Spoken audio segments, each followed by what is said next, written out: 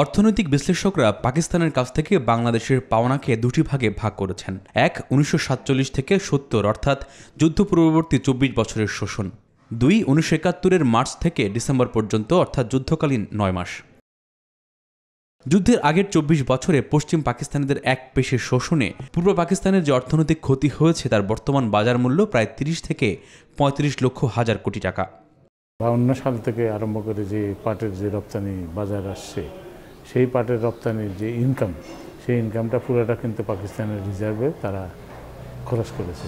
পূর্ব পাকিস্তানে যে কাগজ তৈরি হতো, সেই কাগজের পশ্চিম পাকিস্তানে কম দামে বিক্রি করতো সাবসিডি দিয়ে, সেটা এখানে দাম বেশি ছিল। এই সমস্ত সব এলিমেন্টস অফ সোর্সেস যদি আপনি বাইর করেন, সেখানে দেখা যাবে যে বাংলাদেশে হিউজ পরিমাণ লস স্বীকার করেছে তখন। এবার চোখ ফেরাবো যুদ্ধকালীন 9 মাসে পাকিস্তানিরা কি পরিমাণ ক্ষতি করেছে বাংলাদেশের। এ সময় মূলত পাকিস্তানি সামরিক জান্তারা 3 ধরনের ক্ষতি করেছে। 1, ধ্বংস করেছে অধিকাংশ যোগাযোগ অবকাঠামো। 2, গুড়িয়ে দিয়েছে বেশিরভাগ কলকারখানা ও শিক্ষা প্রতিষ্ঠান। আর 3, হত্যাকাণ্ড ও মানবিক বিপর্যয়, যার অর্থমূল্য 40 লক্ষ হাজার কোটি টাকার কাছাকাছি।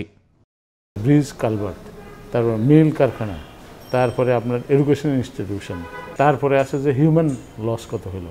হিউম্যান লস মানে 30 লক্ষ যে শহীদ মারা গেছেন যারা, ওনাদের যে জীবনের ভ্যালু কত। 14 ডিসেম্বরের লাস্ট যাওয়ার আগে দিয়ে যে সমস্ত বুদ্ধিজীবীদেরকে হত্যা করেন সর্বশেষ, এগুলার জীবনের ভ্যালু কত, এবং এটা ভ্যালুয়েশনের স্ট্যান্ডার্ড প্রসিডিউর আছে।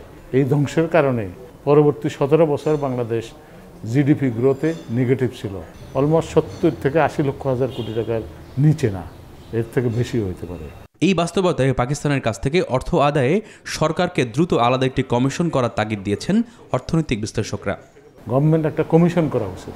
সেই কমিশনের মূল কাজ হবে বিফোর ইন্ডিপেন্ডেন্স অফ বাংলাদেশ, সেখানে আমরা কত লুজ করেছি, during the war of independence আমরা কত লুজ করেছি, কী পরিমাণ আমাদের ক্ষতি হয়েছে, সেটা এগুলো সব বাইর করার পরে এই টার্মস অফ রেফারেন্সে এই জিনিসগুলো আপনার ওই কমিশনে থাকা উচিত। পাওনা আদায়ে বাংলাদেশের উদ্যোগের অভাবের কারণেই পাকিস্তান ক্ষতিপূরণ দাবি করার মতো ধৃষ্টতা দেখিয়েছে বলেও মনে করেন সাধারণ মানুষ। সিমলা চুক্তির মধ্যে দিয়ে আশিকুর রহমান শ্রাবণ, নিউজ 24, ঢাকা। হয়েছে যে ইন্ডিয়াকে আপনার যুদ্ধের